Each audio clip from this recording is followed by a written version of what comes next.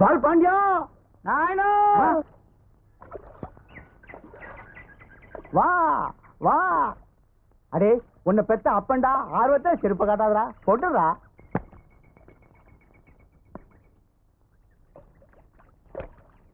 அப்பா எப்படி இருக்கீங்க? இன்னும் கோவணத்தோட தான் இருக்கேன். நீ வந்ததுக்கு அப்புறம் தான் வேட்டி கட்டணும். வேண்டாம்பா, நம்ம கிராமத்தோட நாகரீகம், கலாச்சாரம், பண்பாடு இது எல்லாமே நீங்க கட்டியிருக்கிற இந்த கோவணத்துல தான்பா இருக்கு.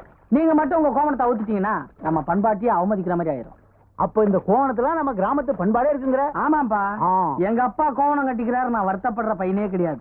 எங்க அப்பாவும் கோவணம் கட்டிக்கிறாரு, மாறுதட்டி சந்தோஷப்படுற வீர திருமகம்பா நானு. ஏண்டா பொட்டி புன மாதிரி கணக்குதே, எல்லாத்தையும் சில்லறையா மாத்தி கொண்டாண்டியா? வீதியிலேயே கேக்குறியா? வா வா போய் பேசுவோம். அலையிறப்பா.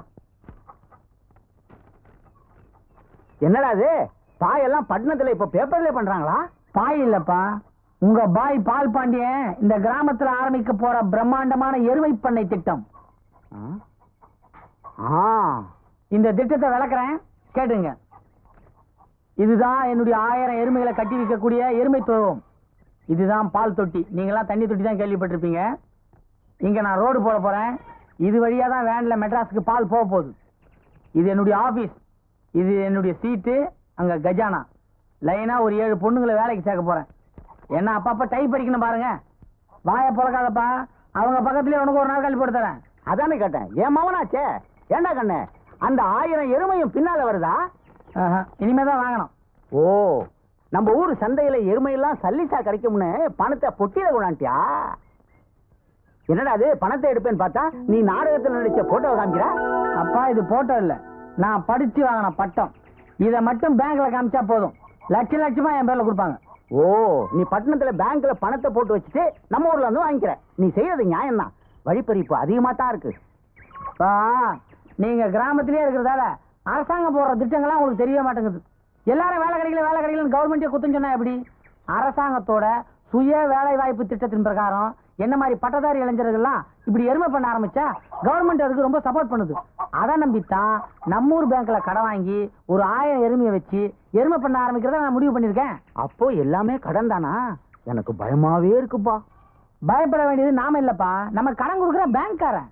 அப்போ கடன் வாங்குறது சரிங்கிற? நான் சொல்லப்பா, ஒரு இங்கிலீஷ்காரனே சொல்லியிருக்கான், ஒரு மனிதன் எவ்வளவுக்கு அவ்வளவு கடன் வாங்கிறானோ அவ்வளவுக்கு அவ்வளவு அவனுடைய அந்தஸ்து உயர்ந்து கொண்டே இருக்கும். ஒருவனது கடன் தான் அவனது உயிருக்கே பாதுகாப்பு. அது எப்படிடா? கடன் கொடுத்தவன் திருப்பி கொடுக்கலன்னா குத்திர மாட்டான்? நிச்சயமா குத்த மாட்டான். ஏன்னா அவனோட பணத்தை நம்ம கிட்ட இருந்து எப்படியும் திருப்பி வாங்கினதுக்காக வேற எவனாவது குத்த வந்தாலும் இவன் ஓடி வந்து தடுப்பான். தடுக்கும் போது குத்து அவன் மேல விழுந்துட்டா நமக்கு பிரச்சனை முடிஞ்சு, அசலும் கட்ட தேவையில்ல.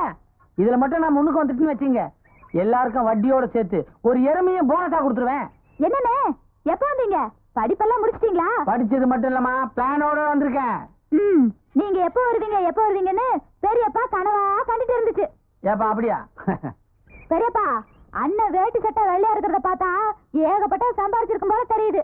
அது கஷ்டப்பட்டு சம்பாரிச்சத நீ வீணா ஊர்க்காரங்களை கடன் கொடுத்துறாத. ஏன் பாப்பா, நான் பட்டணம் போகும்போது நீ எப்படி இருந்தியா, இப்ப திரும்பி வரும்போது அதே மாதிரி இருக்க? உன் சவப்பு தோலுக்கு இந்நேரம் ஊர்ல எவனா அவசரப்பட்டு தாலி கட்டிருப்பான்ல நினைச்சேன். எங்க ஊர்ல இருக்கிறவங்களுக்கு எல்லாம் எருமத்தோல் எல்லாம் இருக்குது. பத்தாதுக்கு உன் கூட்டாளி பரமேஸ்வரன் பண்ண மாதிரி 4 பேர் பண்ணா ஊர்ல எவளுக்கும் கல்யாணமே நடக்காது.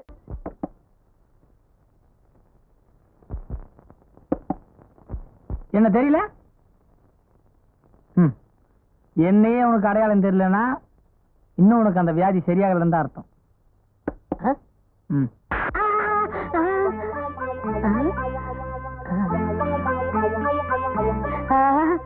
டேய் பால் பாண்டி, எப்படா வந்த? ஊருக்கு போனது என்ன மறந்துட்டியா? ஒரு லெட்டர் கூட போடுறது இல்லையா? லைப்ரரி நண்பனை கண்டுக்கவே மாட்டியா? எங்க என்ன நேர்ல பார்த்தாவே நான் தானே கண்டுக்கிற உணர்ச்சி உனக்கு இல்ல. இதுல நீ லெட்டர் போட்டா என்ன பார்க்க போறியா? ஆமா, உன்னை அடிச்சாதான் சொர்ணம் வருமே, அந்த வியாதி ஒன்னு விட்டு இன்னும் போகலையா? இல்லையே, வியாதி தீர்வுன்னு பார்த்தா முத்திருச்சு. வெக்கத்தை விட்டு சொல்றேன், யாராவது விளையாட்டுக்கு முதுகுல அடிச்சா மூத்திரம் வந்துடும் தெரியுமா? ஐயோ, இப்படி போயிட்டு இருந்தா எப்படி? யாரையா லவ் பண்றியா? இல்லப்பா. ஏண்டா? அடிச்சாதான் எனக்கு எந்த உணர்ச்சியுமே வரும்னு தெரிஞ்ச நீயே என்னை லவ் பண்றியான்னு கேட்கலாமா? அப்படின்னா உனக்கு இந்த ஜென்மத்துல காதலே கிடையாது.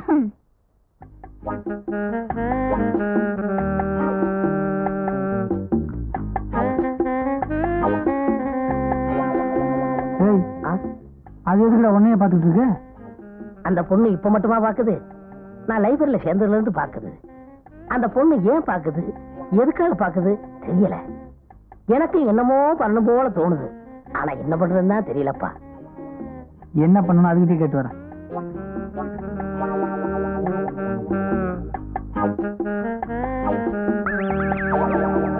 அது சரி, நீ அவனுக்கு ஏத்த ஆள் தான். தபாருமா, நீ இப்படி நின்று பார்த்துக்கிட்டே இருந்தா உனக்கு வயசாகுமே தவிர வேற ஒன்றும் நடக்காது. அப்படி பார்வையிலேயே காதல் வர அளவுக்கு அவன் ஒன்றும் அவ்வளோ மென்மையானவனும் இல்லை. நீ என்ன பண்ற, நேரா கிட்ட போய் பள்ளீர்னு ஒரு அடி கொடுக்குற. அப்பவாவது அவருக்கு உணர்ச்சி வருமா? அதுக்கு மேல உன் அதிர்ஷ்டம்.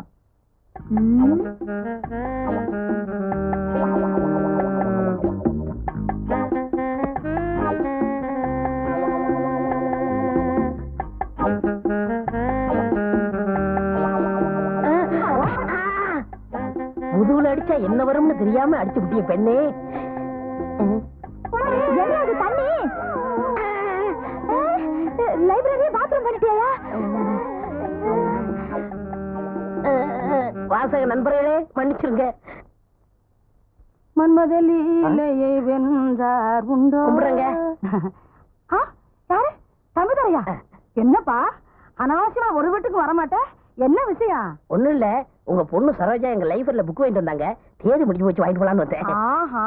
அடியே சரோஜா, என்னம்மா ஏதோ புஸ்தகம் எடுத்துட்டு வந்தியா? தேடுனே கிடைக்கல. நீங்க தப்பா எடுத்துக்கல, நான் போய் உள்ள. அடி என்னப்பா நீ விளையாட்டு பிள்ளையா இருக்கியே? பொம்பளை பிள்ளைங்களை கண்டால குனிஞ்ச தலை நிமிர மாட்ட? போ நல்லா தேடி பாரு போ. என்னப்பா ஒதுங்குற? நீங்களும் ஒரு காலத்துல பொம்பளை பிள்ளை தானே? ஆமா ஆமா, பைத்தியக்கார பிள்ளை இந்த கடைகாலத்துல. வாங்க சரோஜா, புஸ்தகத்தை தேடுமா? நான் ஓங்கி முதுகுல அடிச்சப்போ வலிச்சுதா? எனக்கு வலிக்கல. நிஜமா? நிஜமா தான். நீ அடிச்சதும் ஒரு பாசம், ஒரு கிளுகிழப்பு எல்லாமே வந்துருச்சு. விளையாடாதீங்க, அடிச்சா கோபம் தானே வரும். நீ வேணா ஒரு தடவை அடிச்சு பாரு. அடிச்சிருவேன். அடி, கில்லு, பராண்டு, குத்து, அதுலதான் சுகம்.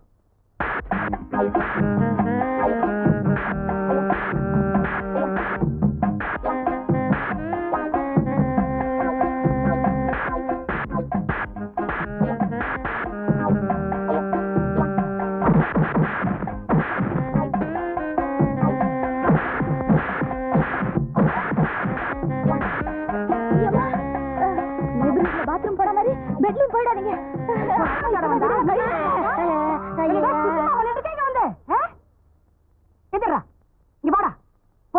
சொல்லிட்டு போட போட்டு அமுக்குற.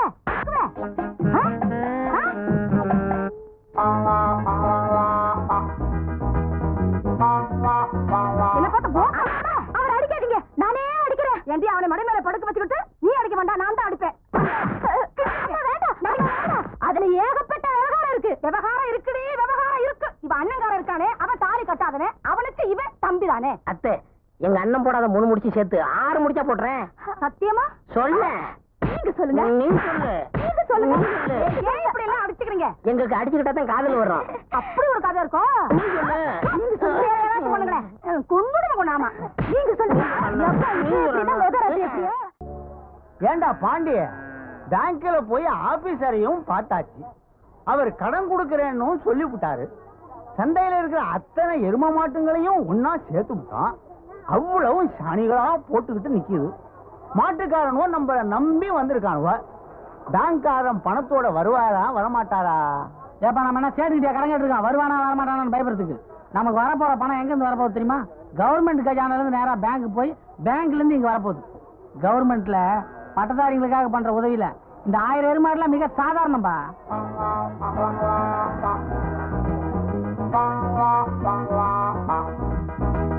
வணக்கம் சார். நீங்க ஏன் பேங்க்ல ஆபீசரா இருக்கீங்கன்னு உங்க சின்சியாரிட்டில இருந்தே தெரியும் சார். தம்பி, அன்றைக்கே ஒரு முக்கியமான விஷயத்தை உங்ககிட்ட சொல்ல மறந்துட்டேன். இந்த பட்டதாரி உதவி திட்டத்திற்கு கவர்மெண்ட்ல 90% கடன் கொடுக்குது. நீங்க 10% உங்க சொந்த மூலதனத்துல இருந்து போடணும். என்ன சார் இவ்வளவு பெரிய குண்டை போடுறீங்க? இப்ப திடீர்னு அவ்வளவு பணத்துக்கு நான் எங்க போவேன்? என்ன தம்பி, நீங்க இவ்வளவு பெரிய திட்டம் போட்டிருக்கீங்க, உங்ககிட்ட 100 ரூபாய் கூட இல்லையா? 100 ரூபாயா? 10%க்கு 100 ரூபாய்னா அப்ப எனக்குன்னா நீங்க 900 ரூபாய் கவர்மெண்ட்ல கடனா கொடுக்க போறீங்க? ஆமாப்பா, நம்ம கவர்மெண்ட் கண்ணுக்குட்டி இல்லாத ஒரு எரும மாட்டை வாங்க 900 ரூபாய் கடனா கொடுக்குது. உங்க மூலதனத்துல இருந்து 100 ரூபாய் போட்டு ஒரு கண்ணுக்குட்டி வாங்கிக்கிறீங்க. ஏன் சார், நான் 1000 எருமை பத்தி கேட்டுட்டு இருக்கேன், நீங்க ஒரு எருமை பத்தி சொல்லிட்டு இருக்கீங்க. தம்பி, நம்ம கவர்மெண்ட பத்தி உனக்கு தெரியாது. அது எப்பவுமே கொஞ்சம் மெதுவா தான் செய்யும். இப்ப உனக்கு ஒரு எருமையை கடனா கொடுத்திருக்காங்க. அதை நீ எப்படி பராமரிக்கிறேங்கிறத பார்த்ததுக்கு அப்புறம் தான் நீ கேட்ட 1000 எருமையை பத்தி கொஞ்சம் யோசிப்பாங்க. அது வரைக்கும் நான் பொறுமையாவா இருக்கணும். தம்பி, இந்த ஒரு எருமை மாட்டை வாங்குறதுக்கு நீங்க 3 பேர்ட்ட கையெழுத்து வாங்குனீங்க. நீங்க கேட்கிற 1000 எருமை மாட்டை வாங்கணும்னா இன்னும் நீங்க யார் யார்கிட்ட எல்லாம் கையெழுத்து வாங்குறதுக்கு ஒரு பெரிய பட்டியலே போட்டு நான் கொடுக்கறேன். இந்தாப்பா தம்பி, இந்த பெட்டியில இருக்கிற ட்ரெஸ் அவருக்கு போட்டு அந்த எருமை மாட்டு பக்கத்துல நிறுத்தி ஒரு போட்டோ எடு. எதுக்குங்க என்ன போட்டோலாம்? என்ன தம்பி இப்படி சொல்றீங்க? இந்த வருஷம் எங்க பேங்க்ல நாங்க என்னென்ன சாதனைகள் பண்ணிருக்கோம்ங்கறத கவர்மெண்ட்டுக்கு காட்ட வேண்டாம்?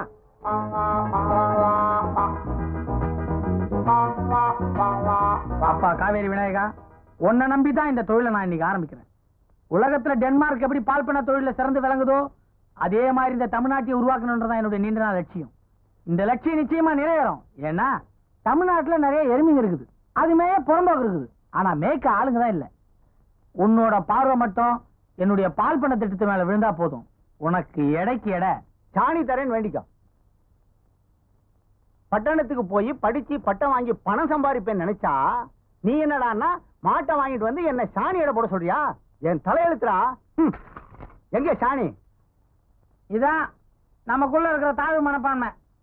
நீங்க ஏன் அதை சாணியை நினைக்கிறீங்க? செய்யும் தொழில தெய்வம் தெரியுமா? அப்ப சாணிய தெய்வங்கிற. ஏன் பொங்கல் அன்னைக்கு இதே சாணியை புள்ளியாருன்னு பிடிச்சி வச்சுட்டு நீங்களே சாமி கும்பிடல?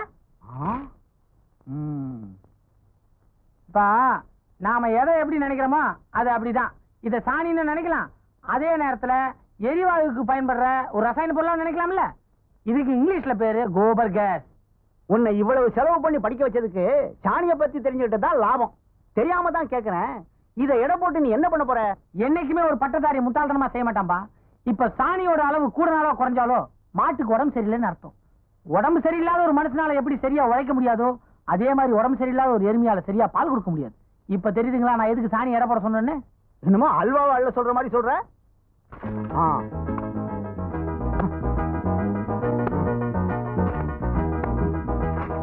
ஒண்ணு ஏன்பா தொழில் ஆரம்பிச்சு முதல் வர வருமானம் லாபம் என்னங்கப்பா? தெரியுண்டா லாபம்.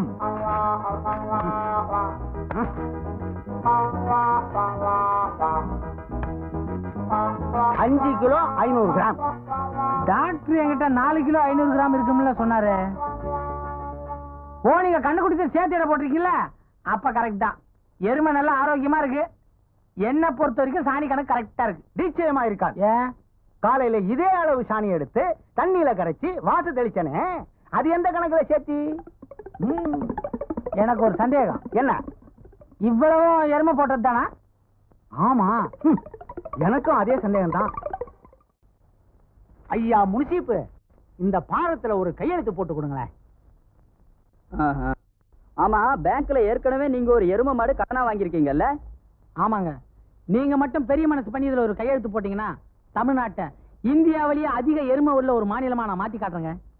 அப்போ நான் கையெழுத்து போட்டா தான் உங்களுக்கு 1000 எருமை கிடைக்கும். நீங்க ஒண்ணும் உங்களை பத்தி பெருசா நினைச்சுக்காதீங்க. இது ஒண்ணும் எருமைக்கு கேரண்டி கையெழுத்து இல்ல. நீங்க கையெழுத்து போட்டாதான் நான் இந்த ஊருக்காரன், இவர் தான் எங்க அப்பா, இவருக்கு தான் நான் பிறந்தேன்னு கவர்மெண்ட் நம்புமா? அப்போ கையெழுத்து போட்டா எவ்வளவு கொடுப்பீங்க? எதுக்குங்க? அதெல்லாம் லஞ்சம்டா. நீ எங்க அப்பான்னு சொல்றதுக்கு நான் இவருக்கு லஞ்சம் கொடுக்கணுமா? எவ்வளவு சார்? அப்போ 100 ரூபா கொடு. இவர் எங்க சித்தப்பான்னு எழுதி கொடுத்துருங்க. ஏன் என்கிட்ட 75 ரூபா தாங்க இருக்கு. சுமார் இன்னும் 25 ரூபா குறைச்சு 50 ரூபா கொடுத்துன்னு வச்சுக்க, உன்னை மாமான்னு எழுதி கொடுத்துருவோம். பரவாயில்லையா? உன் பையன்ட்ட சொல்லுவே ரொம்ப பேசுறான். நீங்க மட்டும் ரொம்ப லஞ்சம் கேட்கலாம், நாங்க ரொம்ப பேசக்கூடாதா? அப்படிங்களா? இவரும் உங்க அப்பான்னு கையெழுத்து போட்டு தர முடியாது, பண்றத பண்ணியா? வாப்பா பக்கத்து ஊர் வியோ போய் பாப்போம். நாம இந்த ஊரு பக்கத்து ஊர் முனிசிப்பு கையெழுத்து போட்டா அது எப்படிடா செல்லும்? புரியாம பேசாத. இந்த ஆளோட பொண்டாட்டி பக்கத்து ஊர். இவங்கிட்ட கொடுக்குற 100 ரூபா கூட 50 ரூபா சேர்த்து 150 ரூபா அவங்கிட்ட கொடுத்துன்னு வச்சுக்க. இவன் பொண்டாட்டி ஏன் பொண்டாட்டின்னு அவன் எழுதி கொடுத்துறான். அதுக்கேண்டா அங்கே போவானே, அதே 150 ரூபா இவன்ட்ட கொடுத்தா இவன் கையெழுத்து போட்டு போறான். என்னடா சொன்ன? ஏய், 50 100 லஞ்சத்துக்கு அப்பா அம்மா மாத்திர நீ பொண்டாட்டி மாத்தினா கோவம் வருதா? தாசில்தார் ஆபீஸ், கலெக்டர் ஆபீஸ் எல்லாம் இருக்கா, போய் வேடிக்கை பாரு. சீக்கிரமா துடுப்ப போடுங்க வெண்ணெய் வியாபாரத்துக்கு போக லேட் ஆச்சு. ஏமா அந்த எருமையோட நிக்கிறாரு அவர்தான் பால் பாண்டி எம்ஏ பால் பண்ண வைக்க போறாரு. ஓ பாத்து இறங்குமா, வலிக்கு விழுந்துறாத. ஏங்க நீங்க எப்ப பால் பண்ண வைக்க போறீங்க? உங்களெல்லாம் பார்த்த உடனே எருமை பால் கறக்கவே வெக்கப்படுது. எருமையா வைக்கப்படுது? அது இல்லமா, நீங்க வெண்ணெய் வியாபாரம் பண்றீங்க, உங்களுக்கு தேவையான அளவு வெண்ணெய் கொடுக்க முடியலையே அப்படின்னு அந்த எருமை வெக்கப்படுது போடுது. எங்க எருமை எங்க கொண்டு போறீங்க? அக்கறைக்கு விக்கிறதுக்கு. விக்கிறதுக்கா? ஏமா என்னமா அது துணி தூக்கி மேல போட்டு வரல பிடிக்கிறேன்? விரல பிடிக்கலீங்க, எருமைக்கு விலை பேசுறாங்க. என்ன விரல பிடிச்சா என்ன விரல எனக்கு எப்படியா தெரியும்? எந்த விரல பிடிக்கிறாங்கன்னு சொல்லுங்க, விலைய நான் சொல்றேன். நடுவு விரல பிடிச்சிருக்காங்க. நடு வரல அப்ப 400 ரூபாய். இந்தாமா இது கவர்மெண்ட் எருமை, கடன் கட்ட முடியாம தான் நானே சந்தைக்கு எடுத்து போறேன். நீ கொடுக்குற 400 ரூபாய் வட்டி கட்டவே போதா தெரியுமா? அண்ணே நடு வரல விட்டுட்டு இப்ப கட்ட வரல பிடிச்சிட்டாங்க. கட்ட வரல பிடிக்கிறாங்களா? இது மாடு வாரம் இல்ல, இது ஒரு மாதிரியான விவகாரம். தப்பிச்சு போடுங்க.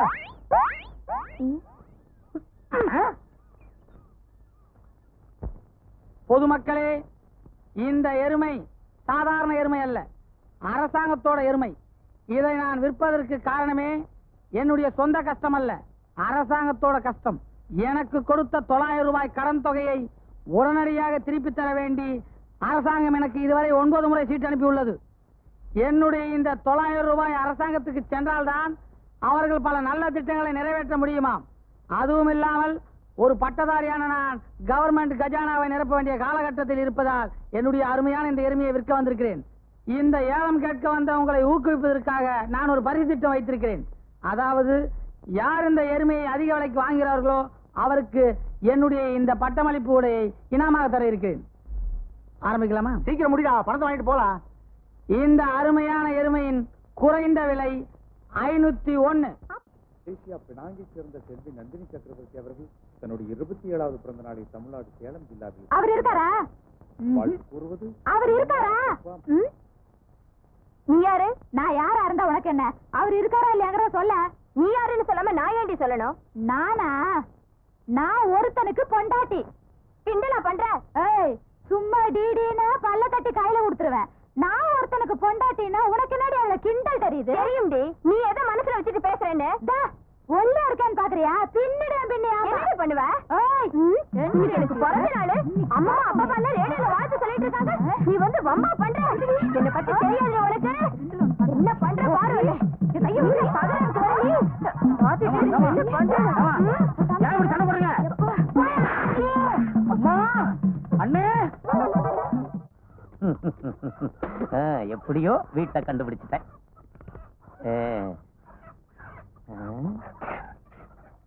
வீட்டுல யாருமே இல்லை. நந்தினி சக்கரவர்த்தி. ஆகா ஆகா.